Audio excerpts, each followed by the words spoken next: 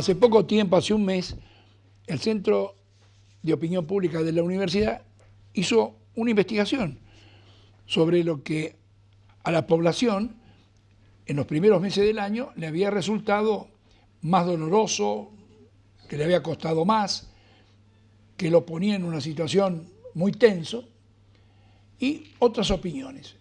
Y en ese trabajo que hizo el Centro de Opinión Pública, lo primero que aparecía encabezando la preocupación era el transporte. Mire usted, 30 días atrás, el transporte. Y bastante más abajo aparecía el gas. Todavía no se habían conocido este fenómeno de lo que iba a ocurrir con la energía. Sí se sabía que algo iba a ocurrir. Ocurrió. Y se ha planteado todo un debate en la sociedad sobre la magnitud del aumento y la incapacidad de gran parte de la población, que no son solamente los pobres, sino diversos sectores sociales que no tienen por qué llegar ni a la miseria ni a la pobreza, que pueden estar o no peor por esto, ya estarán peor por otras cosas también, pero esto viene a agravarlo, sino que desarticula vidas familiares, pymes, negocios, turismo. Ha habido un dislocamiento. Ordenar esto, y hablamos del gas, no hablamos por ahora ni de la luz ni del agua, que serán otras composiciones que llegarán en los próximos días. Pero ¿cómo enderezar esto? Una cosa es seguir preguntándose por qué nos pasó. Todo el mundo dirá, miren, veníamos mal, pero no era para tanto. ¿Era o no para tanto? En este mismo lugar, los expertos en energía venían y contaban, Daniel Montabat, Alieto Guadañi y otros exsecretarios de energía, que decían la cantidad de dinero que iba a necesitar la Argentina para recomponer su situación energética. Y daban cifras. Y además iban y se los contaban a los candidatos a presidente. Y todos decían, es verdad. Algunos candidatos a presidentes o algunos grupos que acompañaban a los candidatos a presidente no entendían a veces del todo la magnitud y empezaron a reaccionar cuando escucharon a estos señores. Bien, uno de ellos, Alieto Guadañi, que ahora se dedica a otros temas, al tema de educación, al tema ambiental, tiene una larga experiencia en materia de energía. Además de haber sido secretario de Energía y de Relaciones Económicas Internacionales, Comercio y Minería, tiene una vida proyectada en esto. Lo hemos invitado, hoy no para hablar de educación, sino de este tema específico, para ver si nos muestra algo más de la realidad y nos deja un poquito de esperanza. Gracias, Alieto. Bueno. ¿Por dónde empezamos? Empecemos por el gas. Empecemos por una razón muy sencilla. Para decir qué del gas. En pocos países del mundo el gas es tan importante como en la Argentina. El gas es el 13% del consumo de energía de Brasil, es el 10% del consumo de energía en Chile y en la Argentina es el 52% del consumo. A ver, ¿Brasil qué cifra? Brasil, el gas representa el 13% del consumo de energía de Brasil. ¿Y Argentina? El 52%. ¿Por qué? Porque este es un país gasífero, de tradición gasífera, que es apenas superado por 3 o 4 países como Arabia Saudita, algunos países árabes.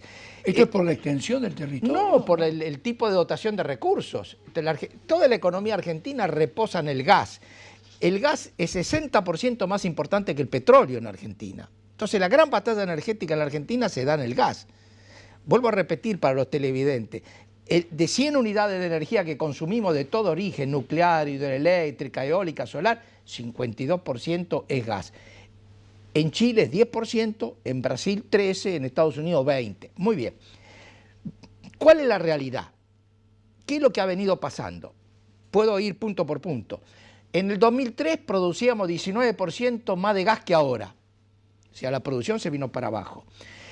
En el 2003 consumíamos menos gas que ahora. Ahora se consume 40% más que gas que antes. Quiere decir que vamos viendo el panorama. Cayó la producción de gas y subió el consumo. Acá me quiero detener un momento. Sí. ¿Subió el consumo porque el país se industrializó más? porque utilizó el campo. ¿Qué pasó para que ese aumento de consumo? Dos cosas. El consumo subió 40% por razones. Primero, porque hubo una recuperación económica a partir del 2002-2003.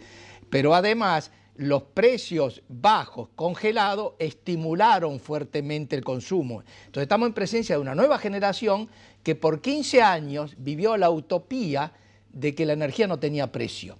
Y esto lo voy a aclarar más luego. Hemos avanzado con todo ese tipo de cosas. Descuidamos las energías limpias. Por ejemplo, en energía eléctrica, la utilización de gas aumentó 80%. Y una cosa muy grave, de la cual no se habla, en el año 2003 teníamos el doble de reserva de gas que hoy. Nos hemos comido la mitad de la reserva. Porque todo el mundo habla de vaca muerta, pero vaca muerta no son reservas de gas, son recursos de gas. Hay que pasar de los recursos a las reservas con tecnología, análisis económico y protección ambiental. Hay que hacer inversión. Hay que hacer inversión, hay que preservar el medio ambiente y hay que ver si tecnológicamente se puede hacer. Eso es el pase de recursos a reserva, que a veces la gente confunde. Muy bien. Antes exportábamos gas. Hicimos gasoductos, 6 gasoductos para exportar gas. Hoy, 1 de cada 3 unidades de gas que usted consume y yo consumo, viene importado. O viene por barcos, o viene de Bolivia y ahora viene de Chile. Todo esto por una explosión que hizo la Argentina en el consumo de gas. Y en la caída de la producción. Porque vuelvo a repetir, en el 2003 producíamos 19% más que hoy. ¿Y por qué cayó la producción? Porque cayeron las reservas. Si antes teníamos 100 unidades de reserva, ahora tenemos 50. Para visualizar qué significa esto, esta pérdida de reserva de gas equivale a 300 millones de cabezas de ganado. El valor económico de eso. Bueno, muy bien. ¿Qué es lo que encontramos? En el 2015... el gobierno se encuentra con un panorama... El nuevo gobierno. El nuevo gobierno. ¿Cuánto pagaba por el gas una familia en Chile? 8 veces más que una familia en Buenos Aires. 8 veces más. ¿Y una familia en Brasil cuánto pagaba por el gas? 15 veces más. Entonces nosotros nos hemos acostumbrado por 15 años a pagar 1, cuando en el resto del mundo pagaban 15 o 10 o 12. Entonces acá tenemos un problema muy, muy serio. A ver, hay gente que dice yo pagaba 500 y ahora salgo a pagar 8.000. No, pero ese es este año. Eso es de este año. Pero estaba pagando lo mismo que en el 2001. Porque del 2001 para acá, ¿cuánto valía el dólar en el 2001? 1 peso. ¿Cuánto vale ahora? 15. ¿Cuánto subió la tarifa de gas del 2001 a 10%, 20%? No subió, estaban congeladas. Entonces ahí tenemos un problema muy serio. El desfasaje entre costos y tarifas es enorme, enorme. Claro que acá viene una discusión de carácter político. Cuando uno tiene una distorsión de esta naturaleza, tiene 2 alternativas. Si se cree con mucho apoyo político y con un gran apoyo de gran parte de la sociedad, puede hacer una política de shock. Si no lo tiene que ir por una política gradualista. Pero supongamos que hubiera tenido un poder político no del 52 al 48 2 de diferencia, sino 60 contra 35. ¿Justificaba hacer el shock? Bueno, ese es un buen punto. Yo creo que, primero que el shock no cubre todo. Bueno, ahora viene la segunda parte. El shock no cubre todo. El shock, aún para llegar a cubrir los costos, cifras aproximadas, necesitaríamos sobre el shock 50% más. Otro shock de un 50%. Sí, correcto. Entonces estas cifras nos están diciendo que el shock es políticamente inviable. Entonces la gran estrategia alternativa hubiera sido una política gradual. Una política gradual, esto hubiera exigido mayor profesionalidad. Lo que uno nota es bastante impericia, porque acá hay un problema muy grave que es... y no estoy hablando del ministro, estoy hablando en general de la conducción del área energética, está básicamente en manos de gente que no está experimentada en política energética, son gerentes de empresa. Sí, pero un gerente de empresa sabe que no puede en su empresa aumentar lo que aumentó. Sí, pero viene, hay toda esto está previsto en la propia ley. La propia ley que crea el Enargas y la propia ley que crea el ENRE, esto lo tienen previsto. Son leyes del año 92. Voy a leer las leyes que crean el ENRE. Los miembros del directorio del ENRE no podrán ser propietarios ni tener interés alguno, directo ni indirecto, en empresas reconocidas como actores del mercado eléctrico, ni es un controlada ni es un controlante. Toda la legislación que vino aparejada a la privatización pretendía que en el Estado la política energética fuera manejada por hombres públicos con solidez técnica, con una visión integral, no con una visión propia de un gerente de empresa. Y esto es un poco lo que uno observa que está ocurriendo. Hay muchos cuadros técnicos que no están siendo aprovechados y hay muchos funcionarios de altísimo nivel, no pongo en duda su honestidad, pero hay toda una tradición propia empresaria que hace que haya cosas muy graves. Por ejemplo, los precios del petróleo. Ahora, perdón, esos técnicos,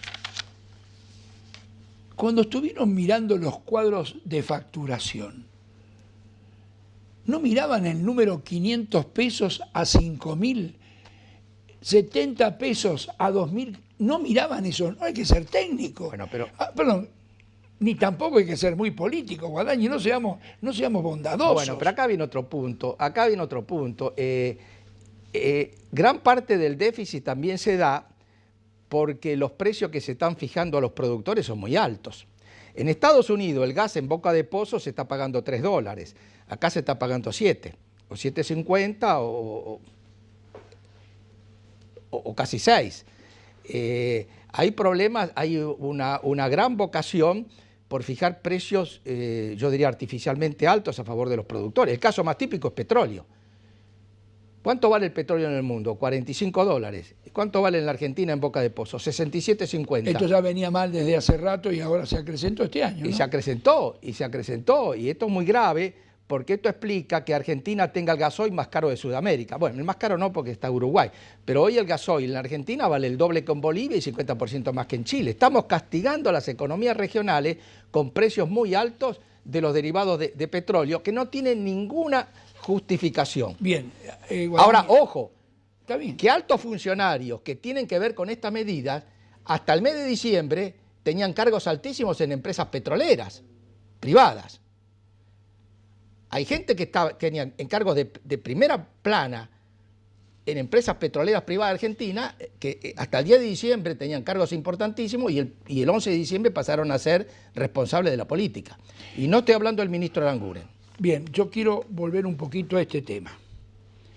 Se ha cometido este error, que no es político, es un error humano muy serio, de esos que uno dice, cuando yo hago una macana de esto, por no utilizar una mala palabra, cuando hago una macana como esto, veo cómo lo compongo. Cómo lo empezó a componer el gobierno con las medidas que ha tomado. ¿Son paliativos? ¿Cómo se va a ir aplicando? ¿La población se puede tranquilizar un poco o cree que dentro de 2 meses le viene el otro 50%? Bueno, acá viene el punto. Seguramente vamos a estar de acuerdo con la política del gradual, pero una cosa del enfoque gradual. Tenemos que decir de entrada a dónde queremos llegar. ¿Queremos que las tarifas cubran los costos o no queremos que las tarifas cubran los costos? La primera definición. Si queremos que las tarifas cubran los costos, lo primero que tenemos que hacer es un análisis de cuáles son los costos, legítimos, no inflados, no monopólicos, pero cuáles son. ¿Se sabe eso ahora o todavía no? Más o menos orientación hay. Es el masomenismo. Pero ese masomenismo es razonable.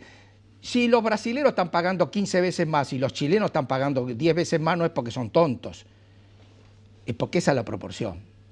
Entonces, tenemos que ser conscientes que el desfasaje entre precios de diciembre, tarifa de diciembre y los verdaderos costos es muy, muy grande. Como esa diferencia es tan grande, no puede ser absorbida por la población ni en un mes, ni en 2 meses, ni en 3 meses, probablemente en 2 o 3 años. Pero hay que decir de entrada a dónde queremos llegar. ¿Hay que hablar de reducción de consumo también?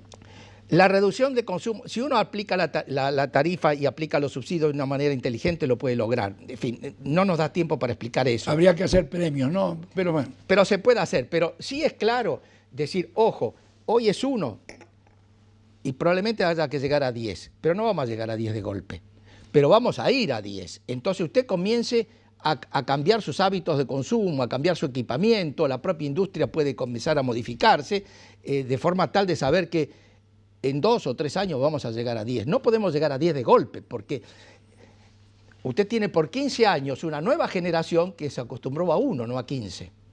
Y yo repito la cifra de 15, porque esa es la cifra de Brasil. Probablemente no sea 15, sea 10 o 8 o 9, hay que verlo en detalle, ¿no es cierto? Pero ¿y por qué decimos 15 si pueden ser 10? No entiendo eso. No, lo estoy usando la comparación de Brasil y Chile. Sí, está bien. Y por el otro lado, revisar bien los precios en boca de pozo e ir a un mecanismo de importación con menos sobrecostos. Acá ha habido importaciones de barcos a precios altísimos. En fin, toda esa corrupción debe quedar en el pasado. Ahora, le estamos comprando gas y vienen por barco a los mismos proveedores que pagaban precios que no eran los que correspondían, más el Movicón.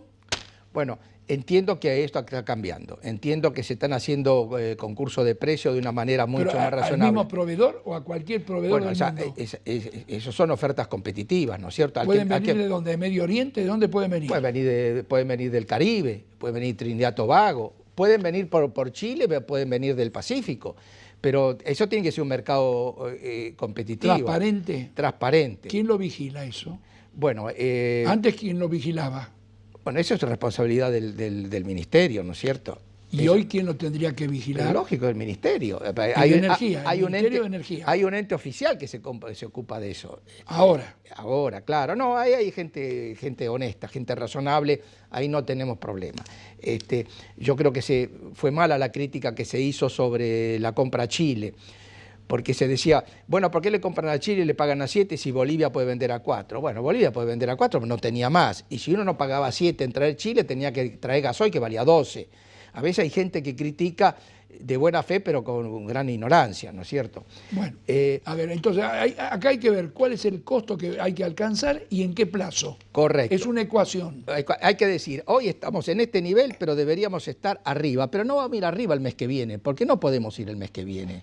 Tenemos que ir en un plazo razonable. Pueden ser 5 semestres, por ejemplo. Por ejemplo, a ver, sí. ¿Juega el consumo con la llamada tarifa plana?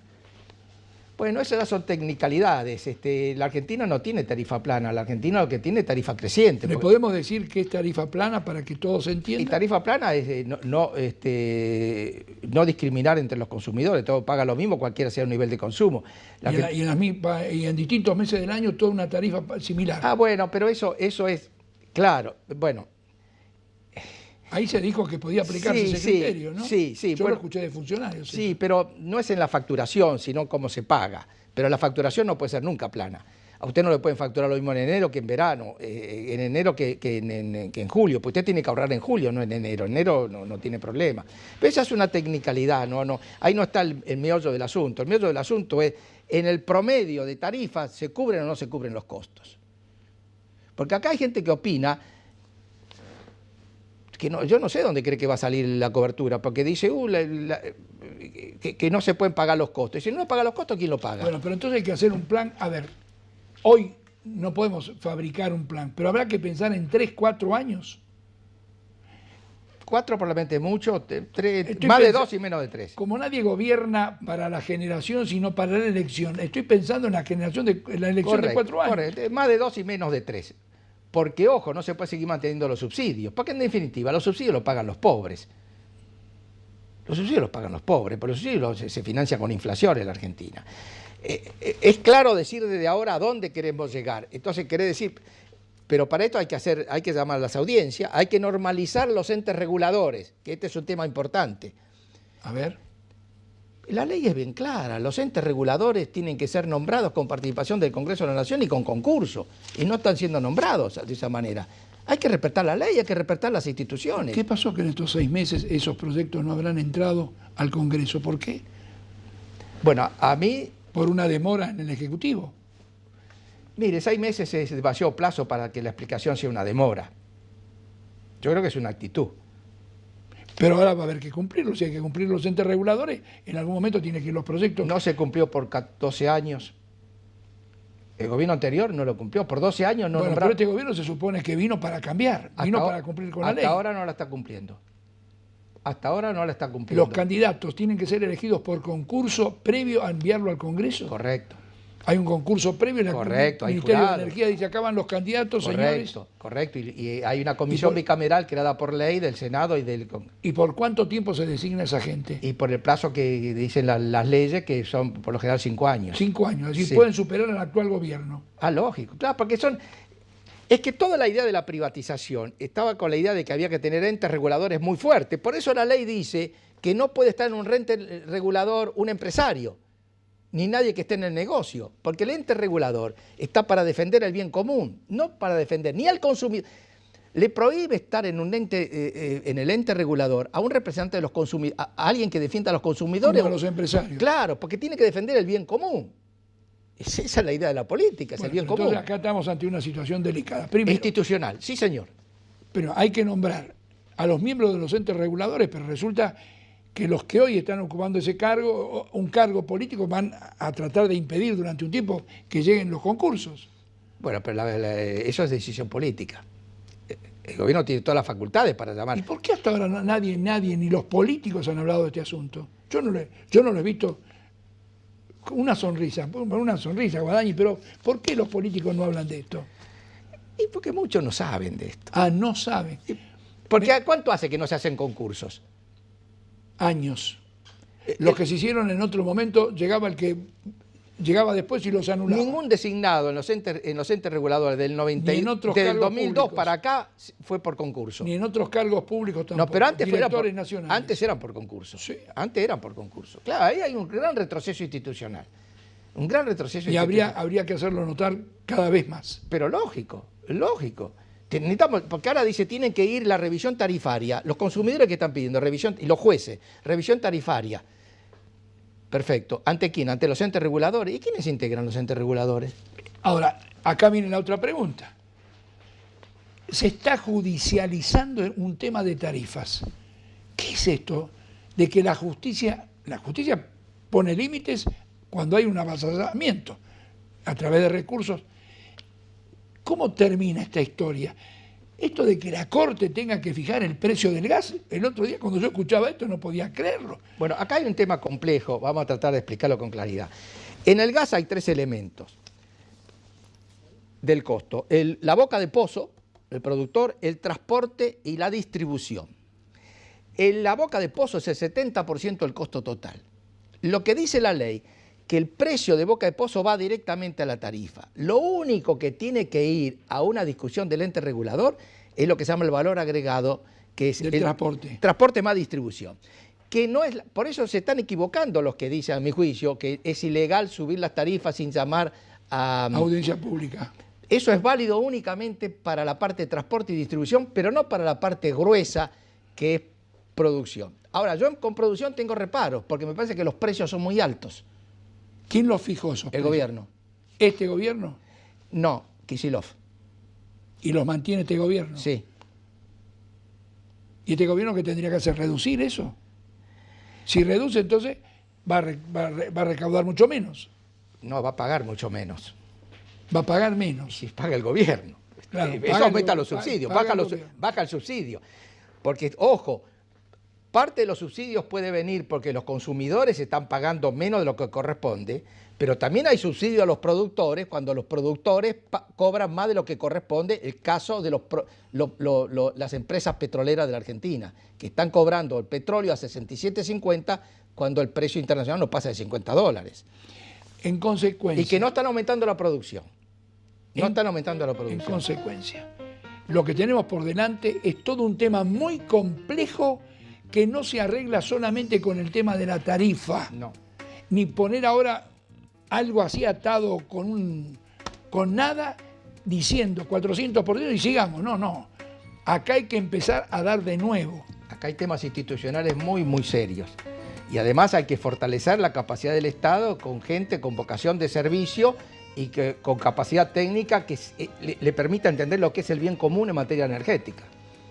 Bueno, se supone que cuando han nombrado funcionarios públicos lo han hecho para defender el bien común. Sí, pero cuando el grueso de los funcionarios que nombran en áreas críticas hasta el día 10 de diciembre eran gerentes operativos de empresas privadas, con la cual habían hecho toda su trayectoria y no optó por incorporar personas de competencia de la universidad o de institutos de investigación, que además de tener competencia técnica, tienen una visión de bien común, ahí tiene un problema. Guadañi, capítulo 1. Este libro tiene muchos capítulos todavía para ser leídos e interpretados. Muchas gracias. Muy amable. Director, estas son las palabras de los que saben. Enseguida volvemos.